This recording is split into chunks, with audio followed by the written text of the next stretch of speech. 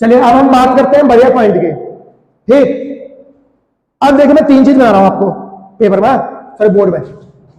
पहला नंबर 1, ये XT graph.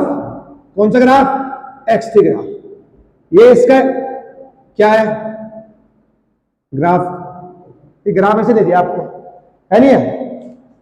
और सेकंड ग्राफ है वेलोसिटी टाइम ग्राफ। कौन सा ग्राफ? Velocity time graph. ये भी ऐसे दे दिया, मान लीजिए यहां पर कुछ वेलोसिटी है, ये कुछ टाइम है नहीं है? थर्ड आपको दे रखा है कुछ इस तरीके से ग्राफ। ये दे रखा आपको एक्सेलरेशन टाइम ग्राफ। कौन सा ग्राफ? Acceleration time graph. समझ में आ गया? अगर आपको ऐसे ग्राफ दे रखा है, ठीक, अगर हम पूछेंगे बताइए एरिया अंडर एक्सटी ग्राफ क्या देगा? नथिंग, कुछ नहीं देगा। अगर आपको पूछेगा what represent area under XT graph, अरे पहले से डिस्प्लेसमेंट टाइम ग्राफ है, ठीक है ना, पहले से डिस्प्लेसमेंट टाइम ग्राफ है, तो ये कहेंगे sir there is no sense of area under XT curve, ठीक है ना। एक्सटी कर्व का कोई सेंस नहीं है यहां पे। लेकिन अगर आपको पेपर में पूछता है, अगर आपको पेपर में पूछेगा बताइए वेलोसिटी टाइम ग्राफ का जो कर्व है ना, एरिया अंडर वेलोसिटी ग्राफ, क्या देगा? सर ऐसा है ना, ये देगा डिस्प्लेसमेंट। क्या देगा? डिस्प्लेसमेंट। अब आप मुझे बताओ, क्या वेलोसिटी बराबर डिस्प्लेसमेंट अपॉन टाइम होता है? क्या ds बराबर v dt होता है? वेलोसिटी टाइम के साथ साथ वेरिएबल है, ये इंटीग्रेशन में पढ़ा होगा आपने। तो इसको इंटीग्रेट करोगे, इसका मतलब ये हो गया वेलोसिटी टाइम का जो एरिया है ना, वेलोसिटी टाइम ग्राफ का जो area under velocity time graph, ये क्या रिप्रेजेंट करेगा?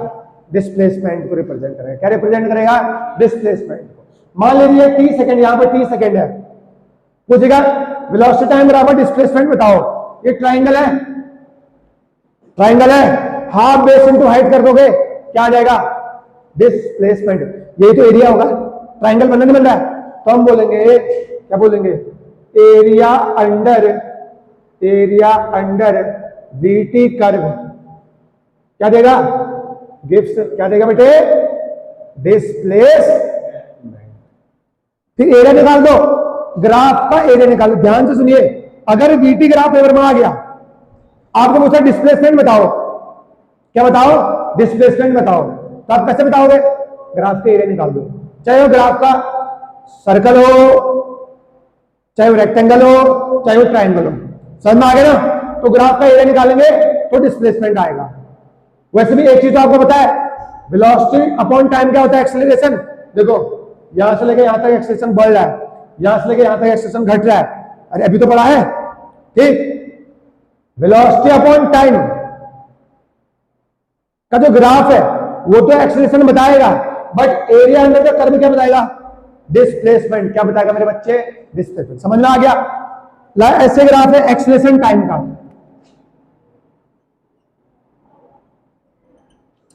ये एक्सेलरेशन टाइम ग्राफ है। अब आप मुझे बताओ एक्सेलरेशन इक्वल टू क्या होता है? dv by dt। तो बेटा dv इक्वल टू क्या हो गया? a dt हो गया। मतलब एक्सेलरेशन टाइम के साथ वेरिएबल है, इंटीग्रेट कर दो, इसका मतलब हो गया area under eighty curve. Area under eighty curve represents what? Velocity. क्या बताएगा? वेलोसिटी। समझ में आया नहीं आया? अब देखो अगर पेपर में ऐसा आ गया, ध्यान सुन लीजिए, पेपर में बेटा अगर पेपर में क्या आया, पेपर में अगर एक्सेलरेशन टाइम ग्राफ आ गया, अगर आपको पूछता है वेलोसिटी बताओ, तो क्या कर दो? एरिया निकाल दो। क्या निकाल दो? एरिया। ये ट्राइंगल है, मान लीजिए ओ से लेके ए तक पूछेगा, तो इतने का एरिया निकाल दो, हाफ बेस इनटू हाइट से, है नहीं है? तो क्या आ जाएगा? वेलोसिटी आएगी। क्या आएगी? वेलोसिटी। ठीक है, समझ में आया नहीं? पक्का। और एक्सेलरेशन अपॉन टाइम ग्राफ क्या बताएगा? जर्क। अरे एक्सेलरेशन अपॉन टाइम क्या होता है? जर का होता ना, लेकिन एरिया अंडर 80 कर्व क्या रिप्रेजेंट करेगा? वेलोसिटी। क्या रिप्रेजेंट करेगा? Velocity. These graphs are most important. समझ में आ गया? पक्का? चलिए थोड़ा सा आगे चलते हैं। अब कुछ इंपोर्टेंट चीज बता रहा हूं मैं आपको। ये तो नोट में सेकंड, फर्स्ट पॉइंट, नोट में सेकंड पॉइंट, नोट में second point, note number 2 very very important. अब हम बात करते हैं नोट नंबर 2 की। ठीक है, कुछ केस दे रखे हैं आपको। ये टाइम है, ये डिस्प्लेसमेंट है।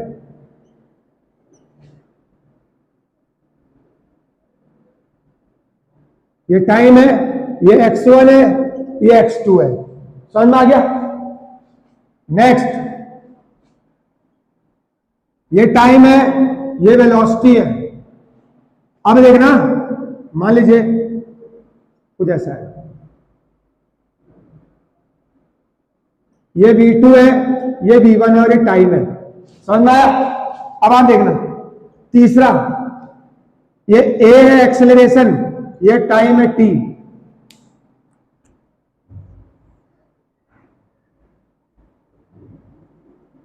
ये a1 मान लो, ये a2 मान लो। अब मेरा सवाल यह है आपसे कि 3 ग्राफ पॉसिबल है? ये 3 ग्राफ पॉसिबल है नहीं है? है नहीं है? कैसे है? अरे ग्राफ आपने देखे, एक्सटी ग्राफ पढ़ा है, वेलोसिटी टाइम ग्राफ पढ़ा है, एक्सेलरेशन बताएगा, एक्सेलरेशन टाइम ग्राफ पढ़ा है, एरिया अंडर द कर्व जो है वो क्या बताएगा? वेलोसिटी बताएगा।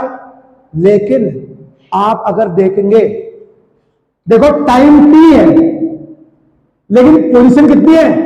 2 है। ऐसा पॉसिबल है? अरे तुम एक ही जगह पे मैक्सिमम देवल चौड़े पर, मतलब दिल्ली में प्रेजेंट है, मुंबई प्रेजेंट, ऐसा हो सकता है? नहीं हो सकता ना। ऐसे यहां पर देखिए, टाइम तो t है, एक ही टाइम में क्या 2-2 वेलोसिटी हो सकती है? नहीं हो सकती ना। क्या ऐसा पॉसिबल है? एक ही टाइम में 2-2 वेलोसिटी पॉसिबल नहीं है। एक ही टाइम में 2-2 पोजीशन पॉसिबल नहीं है। एक ही टाइम में 2-2 एक्सेशन पॉसिबल नहीं है। These graphs are not possible. These graphs are not possible. क्योंकि एक टाइम पे किसी पार्टिकल की ना 2 पोजीशन हो सकता है, ना 2 वेलोसिटी हो सकती है, ना 2 डिस्प्लेसमेंट हो सकता है, ना 2 एक्सेलरेशन हो सकता है। समझ में आ गया? पक्का? प्रॉब्लम? चलिए एक चीज और पढ़ते हैं। ये टाइम है, ये वेलोसिटी, ये स्पीड है। ये क्या है? स्पीड है। अब आप बता रहे ये पॉसिबल है या नहीं है? एक तो ये हो गया और दूसरा ये हो गया। ये टाइम हो गया एक्सिस और ये हो गया डिस्टेंस। ठीक है, एक ग्राफ ऐसे जा रहा है और एक ग्राफ ऐसे जा रहा है। बताए दोनों ग्राफ पॉसिबल है? नहीं है। अरे स्पीड में डिस्टेंस आता है और स्पीड कभी नेगेटिव नहीं हो सकता। अरे डिस्टेंस नेगेटिव नहीं हो सकती। ऐसे डिस्टेंस टाइम ग्राफ है, देखो डिस्टेंस नेगेटिव जा रही है, पॉसिबल नहीं है। ये 2 ग्राफ भी पॉसिबल नहीं है, because distance can not be negative, नहीं हो सकता है। समझ में आया? These graphs are very very important, क्योंकि पेपर में देगा एमसीक्यू में which of the following graph are not possible. समझ में आया? तो ये ग्राफ है, एक टाइम पे 2 पोजीशन नहीं हो सकती, एक टाइम पे 2 वेलोसिटी नहीं हो सकते, एक टाइम पे 2 एक्सेशन नहीं हो सकते। दूसरा, डिस्टेंस कभी नेगेटिव नहीं हो सकती है, स्पीड टाइम ग्राफ ऐसा पॉसिबल नहीं है। अगला, डिस्टेंस यहां पे नेगेटिव नहीं होगी, डिस्टेंस टाइम ग्राफ ये भी पॉसिबल नहीं है। ये हमने पढ़े हैं ग्राफ के बारे में, बहुत इंपोर्टेंट लेक्चर था आज के। ठीक है ना? बाकी मिलते हैं अगले लेक्चर में। ठीक है, चलिए बंद कर दो, बंद कर दो।